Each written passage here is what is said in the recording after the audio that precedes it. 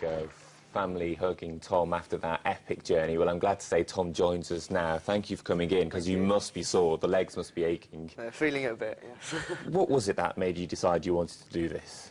I don't know, it's hard to put into words, but I did a lot of cycling before I left, so wanting to combine that with travelling on my gap year was, I don't know, I guess it sort of came about from that. Right, and it started in January, at a time when the weather probably wasn't particularly nice. Just talk us through the journey you made. Yeah, so the first bit was to London to Istanbul through European winter, and it was rain, snow, the majority of days, and just not very pleasant, really.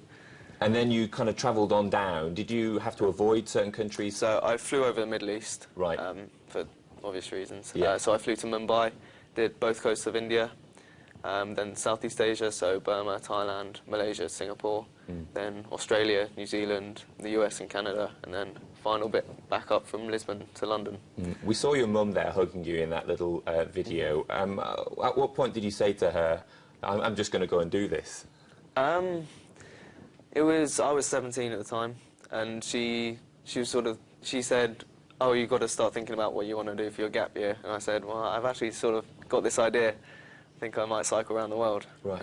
And I mean, from the start, they were so supportive, and I couldn't have done it without either of my parents. It must have been terrifying, just the thought of it, and at 19 as well. When did you start to actually cycle, and cycle professionally, as it were? Well, I started cycling when I was 15, but it was, yeah, it's a hobby. I'm not a professional by I think most people would argue against that, having done what you've achieved. And to say you are probably the youngest person to have done this, that is quite something. Yeah, it hasn't sunk in yet.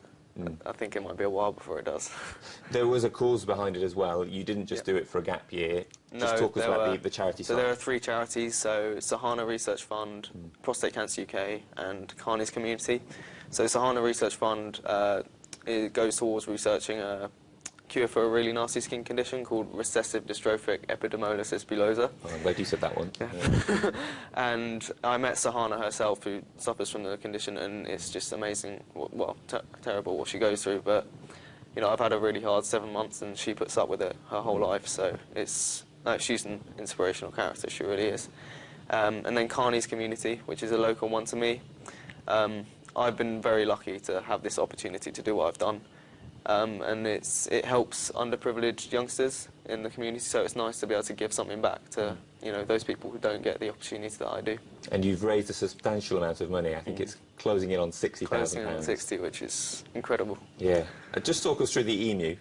The emu. I was riding along, so in Australia, obviously, and just another long straight road, and I sort of looked to my right, and there was just an emu running alongside me, and it stayed there for a couple of kilometres, really. And it just kept you company for a while. Yeah, I didn't really know what was going on, but it's quite remarkable. I imagine you met some people and characters as well. Did you find everybody welcoming of your journey? Throughout the whole trip, people all over the world have been incredibly hospitable, and it made it really, really rewarding, actually. Yeah, well, congratulations. Thank you have made Batsy very proud. Tom Davies, the youngest person to cycle around the world at the age of 19.